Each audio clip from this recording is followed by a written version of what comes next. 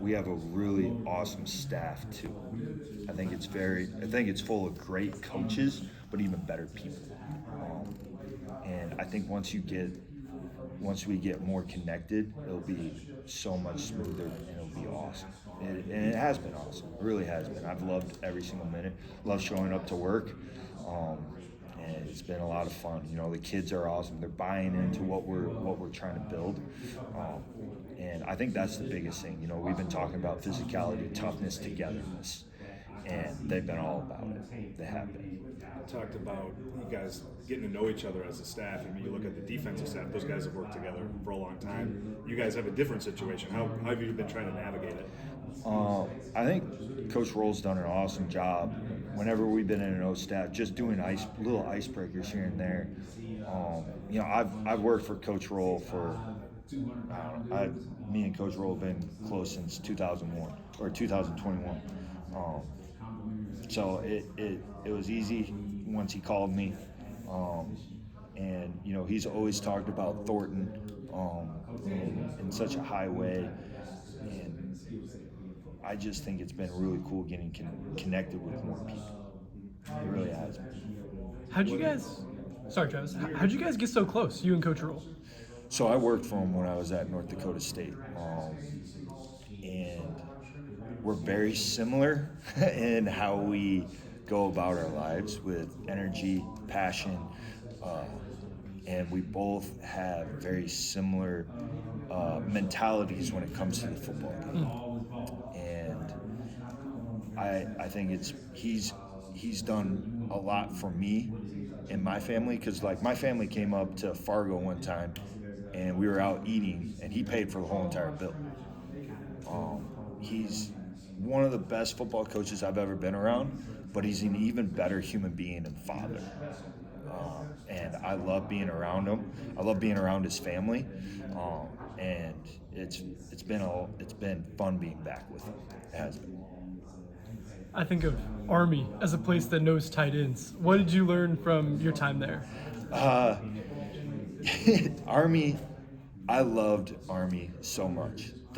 Being at the academy, you got to see a different way of football, and it was kind of unique when I got in there. They might have thrown the ball to the tight end 2 or 3 times. It wasn't a big thing for them. And Cody Worley told me we need more production out of the tight end, and that was the first thing I demanded out of the room. And they scored a touchdown for the first time since 2002. We had multiple times that we had big plays. I thought that was really cool that those guys, once I came in there, I set the standards and they bought right into it. They're a group of guys that, everybody says, oh, you need 7 to 8 hours of sleep. Well, a lot of those kids at the academy, they get 5 to 6. And they go from one thing to the next throughout their day. And then we bring them up to football, and they might have had a full days of work. They might have had survival swim. They might have had military movement. They might have had all this different stuff, and they get up to football, and they're still ready to go. You see a different type of kid, and I think it's really unique, and I loved it. It was. What was the touchdown play? Real fast. Sorry, Henry. The touchdown play against UTSA, we ran it naked, and my tight end came on and over, and from the opposite side, and he threw it for a touchdown to win the game against UTSA. Big. How about that? UTSA, we needed the win to go be bowl eligible, and UTSA, unbelievable football team, well coached, a lot of athletes all around, like one of the better defenses that we played all year. And we ended up winning that game in UTSA with our backs against the wall to go to the bowl game. It just showed, we dropped one against Tulsa the week before, a game that we should have won. And those guys had turn it back around a week later and go beat a UTSA team at UTSA shows the resilience of those kids.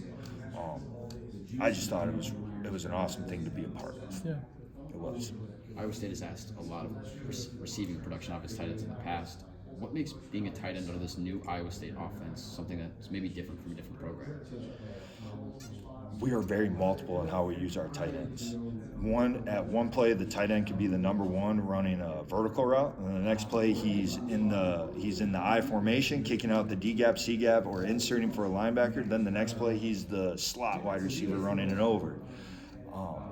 Our tight ends are very multiple. We're going to ask them to do a lot. There's a lot of stuff that we do with them that makes it very challenging for defenses. And I think that's really cool.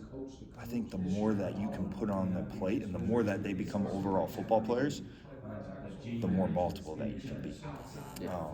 And that's what I love, and we're still going to ask them, we're not just going to ask them to always be an inline blocker. We're going to ask them to be out in space blocking, catching, and we're going to ask them to be in the box catching the ball too. And Coach Roehl being at Detroit, he brought a lot of things back that I'm learning from him on stuff. I thought I learned everything from him at NDSU.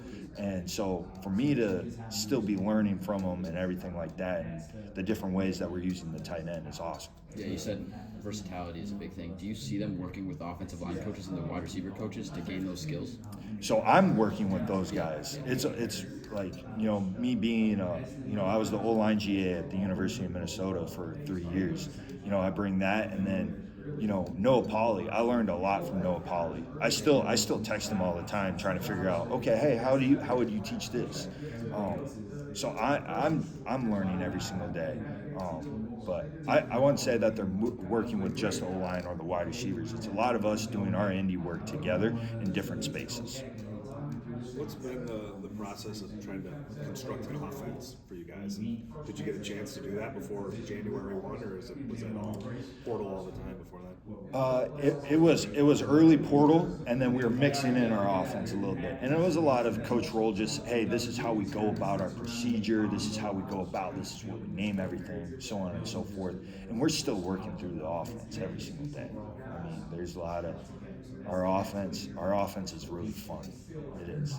And there's a lot of things to coach up, and we're always working through different things. And, Coach Heck is bringing in stuff from Arkansas State. Coach Sherm's bringing in stuff from Houston. Coach Thornton's bringing stuff in from Auburn. We're trying to pull all these different things and trying to mesh it all into one. So everybody's buying into it. And I think that's really cool. What does that look like in the room or sound like in the room? You guys are piecing it all together. It's great conversations. It really is. It's awesome. And I think everybody has open ears because there's so many different ways to skin a cat in college football. I think the best thing that you can do in college football is not make it complicated for the players. So that way they don't think football, they just play. And I think in a lot of different ways in college football, you can overcomplicate things and then you try to look really smart when you're coaching it, but then it's way too complicated for the player. It's about making it simple for them so that they can go out and play fast and physical. That's what it comes down to in college football. And that's what we're trying to do. And that way that our guys can just play free, get rid of the anxiety, the stress, because there is a lot that goes into college football. But for them to just go out there and play with passion and energy and confidence is